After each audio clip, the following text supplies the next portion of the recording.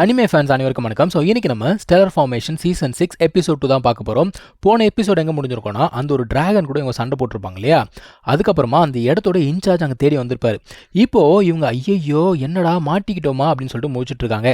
ஏன்னா வந்தவன் என்ன சொல்கிறான், இங்கே யாரோ டிராகன் கிட்ட சண்டை போட்டாங்களே, யார் இது, நீ வந்து பாத்தியா அப்படின்னு சொல்லிட்டு கேட்குறான். அந்த டைமில் நம்ம ஹீரோ என்ன சொல்கிறான், ஐயா நாங்கள் வந்து அந்த கல்லுக்கு பின்னாடி ஒளிஞ்சிட்டு இருந்தோம், அந்த டிராகன் கிட்ட சண்டை போடுற அளவுக்கு எங்கள் உடம்புல தெம்பு கிடையாது, அது போனதுக்கப்புறம் தான் நாங்கள் வெளில வந்தோம் அப்படின்னு சொல்கிறான். இருந்தாலும் அப்படியே பார்க்குறான், ஆமாம் இவங்க 3 பேரை பார்த்தா இவனுங்க இன்னுமே வந்து டெய்டி லெவலில் தான் இருக்கானுங்க. அந்த டிராகனை இவனுங்க டிஃபீட் பண்ணுறதுக்கு வாய்ப்பே கிடையாது அப்படின்னு சொல்லிட்டு இவர் நினச்சிக்கிறாரு. இவன் என்ன யோசிக்கிறான்னா, வந்தவன் பயங்கர ஸ்ட்ராங்காக இருக்கான், என்னதான் நம்மக்கிட்ட டிவைன் எனர்ஜி செலஸ்டியல் எனர்ஜிலாம் இருந்தால் கூட அவங்ககிட்டலாம் நம்ம சண்டை போடக்கூடாது அப்படிங்கிறான். இவங்க 2 பேரும் என்ன கேட்குறான்னா, உங்களோட சோல் பவர் அப்படிங்கிறது இன்க்ரீஸ் ஆச்சா இல்லையா அப்படின்னு சொல்லிட்டு கேட்குறான். இவங்க 2 பேருமே வந்து பார்த்தீங்கன்னா சண்டை அப்படிங்கிறத போட்டு சோல் பவர் அப்படிங்கிறது இன்க்ரீஸ் பண்ணிக்கிட்டு இருக்காங்க. இருந்தாலுமே அது வந்து பத்தாது, இன்னும் கொஞ்சம் இன்க்ரீஸ் பண்ணணும், நாங்கள் போய் ப்ராக்டிஸ் பண்ணுறோம் அப்படின்னு சொல்லிட்டு போகிறாங்க. இப்போ இவனுக்கு கேள்வி என்ன அப்படின்னா, அந்த ஒரு பீஸ்ட் எப்படி ஃபார்மேஷனை உடைச்சிது, இதை பற்றி இவன் யோசிச்சுட்டே இருக்கும்போது அந்த இடத்துக்கு அந்த பப்பட் இருக்கார் இல்லையா, அவர் வந்துடுறாரு. வந்த உடனே இவன் என்ன பண்ணுறான், அவர்கிட்ட ஒரு சில விஷயங்கள் கேட்குறான். அதாவது ஒரு ஃபார்மேஷனை பார்த்த உடனே அதோட வீக்னஸ் என்ன, அதோட ஸ்ட்ரென்த் என்ன, அது எப்படி பிரேக் பண்ணுறது, இந்த மாதிரி எல்லா விஷயமே எனக்கு தன்னால் தெரியுது, அப்போனா ஃபார்மேஷனோட அண்டர்ஸ்டாண்டிங் எனக்கு வந்துருச்சா அப்படின்னு சொல்லிட்டு கேட்குறான்.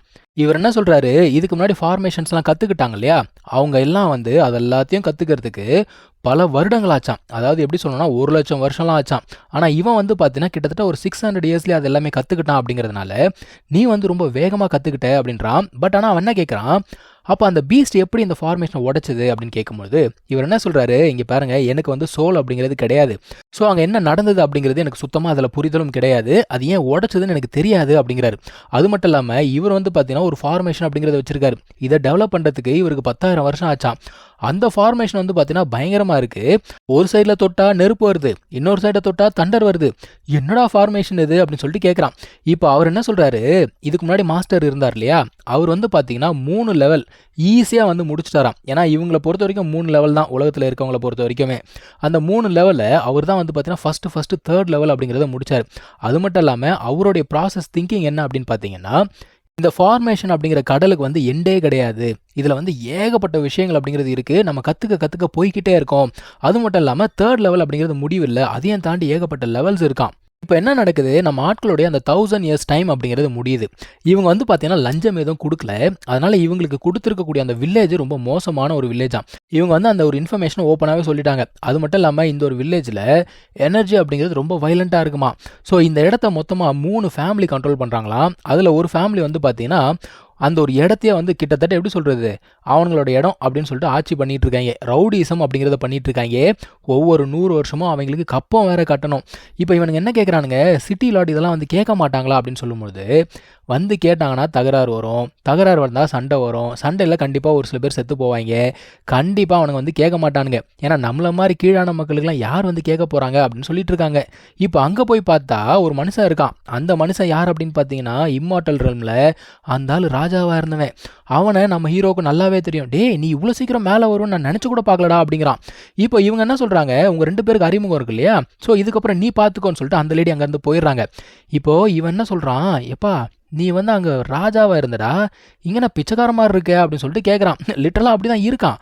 அவர் என்ன சொல்கிறாருனா, எப்பா அந்த கதைலாம் வேற, இங்கே கதையே வேற, மொத்த டீட்டெயில்ஸும் நான் உனக்கு அப்புறமா சொல்கிறேன், இன்றைக்கி இவங்களுக்கு வந்து கப்பம் கட்டணும், நீ வா முதல்ல போகலாம் அப்படின்னு சொல்லிட்டு போய்கிட்டு இருக்காங்க. இந்த மனுஷனுக்கு வந்து பார்த்தீங்கன்னா இந்த இடத்துல ரொமான்ஸ்லாம் வேறு இருக்குது, ஒரு பொண்ணை வந்து கல்யாணம் பண்ணிக்கலாம் அப்படின்னு சொல்லிட்டு இருக்கான். இப்போ டேக்ஸ் கட்டிக்கிட்டு இருக்காங்க, அந்த பொண்ணு போயிட்டு டேக்ஸ் அப்படிங்கிறத கொடுக்குறான். ஆனால் அவன் வந்து பார்த்தீங்கன்னா இந்த பொண்ணை கல்யாணம் பண்ணிக்கணும்னு சொல்லிட்டு அவனுமே வந்து ஐடியா வச்சிருக்கான் போல தெரியுது. அவனா சொல்கிறான், உனக்கு எதுக்குமா டேக்ஸு, நான் இங்கே வந்ததே எதுக்கு தெரியுமா, அங்கிள் கிட்ட பேசி உன்னை கல்யாணம் பண்ணிக்கணும் அப்படிங்கிறது தான் வந்திருக்கேன் அப்படிங்கிறான். இந்த பொண்ணுக்கு சுத்தமாக அதில் விருப்பம் கிடையாது. உடனே இந்த மனுஷன் போய் அவன் கையை பிடிக்க அவன் நல்லா வகையாக வந்து அடிச்சு விட்டுறான்ப்பா. இப்போது அந்த இடத்துக்கு வந்து பார்த்தீங்கன்னா அந்த பொண்ணுடைய அப்பா வராரு. அவர்கிட்ட அந்த பக்கி பைபிள் என்ன தெரியுமா சொல்கிறான், இந்த மாதிரி வந்து உங்கள் பொண்ணை கல்யாணம் பண்ணிக்கணும்னு எனக்கு ஆசையாக இருக்குது, இங்கே பாருங்கள் நான் வீடு கூட வாங்கிட்டேன் அப்படிங்கிறான். இந்த மனுஷனுக்கு பயங்கர சந்தோஷம். சரிப்பா நீயே கல்யாணம் பண்ணிக்கோன்னு சொல்லிட்டு லிட்டரலாக பர்மிஷனே கொடுத்துட்டாரு.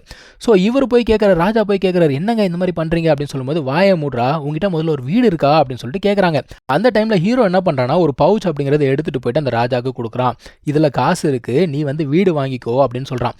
இதை பார்த்த உடனே எல்லாருமே எல்லாருமே அரண்டு போகிறாங்க. ஏன்னா அவன் வச்சிருக்க அந்த ஒரு பேக் இருக்குது பார்த்தீங்களா, அது வந்து ஸ்டோரேஜ் பவுச் அப்படின்னு சொல்லுவாங்க, மேஜிக்கல் பவுச்சு. மற்றவங்க கிட்டலாம் அது கிடையாது, நார்மல் பீப்புள் கிட்ட அது இருக்காது. ஆனால் இவன் கிட்ட அது இருக்கு இல்லையா, இதை பார்த்தோன்னே பயந்துடுறாங்க. அது மட்டும் இல்லாமல் இவன் வந்து பார்த்தீங்கன்னா ஹை லெவல் டிவைன் பீயிங்காக இருக்கான். ஸோ இதை பார்த்த உடனே இவன் சாதாரண மனுஷன் கிடையாது, இவன் கூட நம்ம சண்டை அப்படிங்கிறத வச்சுக்க கூடாதுன்னு சொல்லிட்டு முடிவு பண்ணுறானுங்க. இப்போ இவங்க எங்கே போகிறாங்கன்னா, இந்த வீடெல்லாம் வாங்குவாங்கல்ல அந்த ஒரு இடத்துக்கு போகிறாங்க. அங்கே ஒரு ஜேட் ஸ்லிப் மாதிரி இருக்கும், அதில் வீடு அப்படிங்கிறதெல்லாம் காட்டும். ஸோ உங்களுக்கு பிடிச்ச வீடு அப்படிங்கிறத செலக்ட் பண்ணி காசு கொடுத்து வாங்கிக்கலாம். இப்போது நம்ம ஹீரோ ஒரு வீடு அப்படிங்கிறத பார்த்துட்டு இருக்கான். அந்த 2 பேர் என்ன பண்ணுறாங்கன்னா, ஒரு வீடை செலக்ட் பண்ணி இந்த வீடு எங்களுக்கு வேணும் அப்படிங்கிறாங்க. அதுக்கான காசு அப்படிங்கிறதையும் கொடுத்துட்றாங்க. அப்பா நம்மளுக்கு ஒரு வீடு கிடைச்சிச்சுரா அப்படின்னு சந்தோஷமாக இருக்கும்பொழுது வேற ஒருத்தன் வரான்ப்பா, எனக்கு அந்த வீடு தான் வேணும் அப்படிங்கிறான். அவன் வந்த உடனே அந்த வீடை வித்தா இல்லையா, அந்த பொண்ணு என்ன பண்ணுறா, வேகமாக சாவியை பிடுங்கிட்டு போயிட்டு அவன்கிட்ட கொடுத்துருவானா.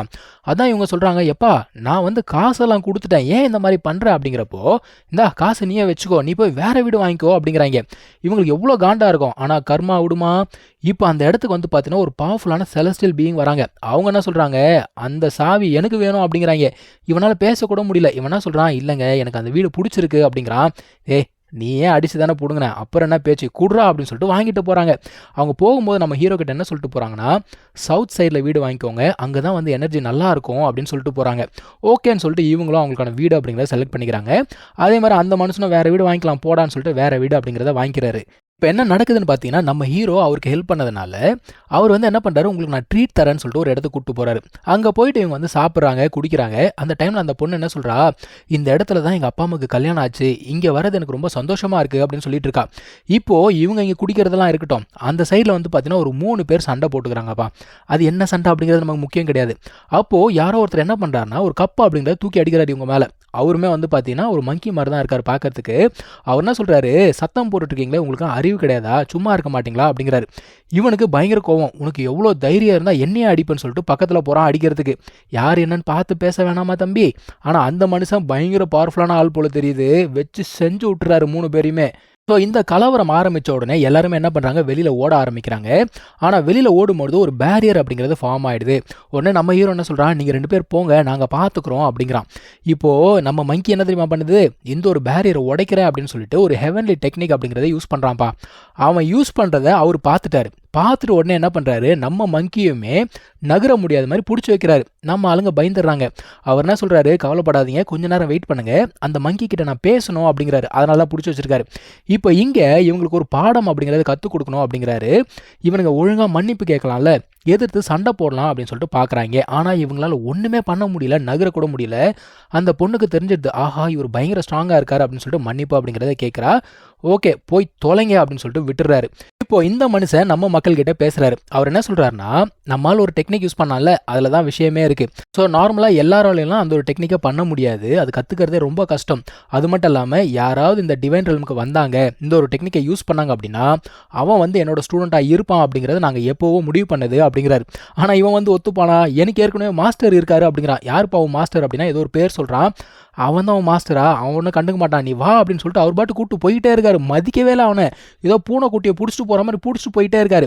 இப்போ நம்ம ஹீரோ என்ன சொல்கிறான், சார் ஒரு நிமிஷம் இருங்க, நாங்கள்லாம் வந்து ஒன்றா வந்தோம், நாங்கள்லாம் ஃப்ரெண்ட்ஸு, நீங்கள் கூப்பிட்டு போகிறீங்களே அப்படிங்கிறப்போ அவர் என்ன சொல்கிறாரு, கவலைப்படாதரா, நான் ஒன்றும் பண்ண போகிறதில்ல, இவனுக்கு ட்ரைனிங் தான் கொடுக்க போகிறேன் அப்படிங்கிறாரு.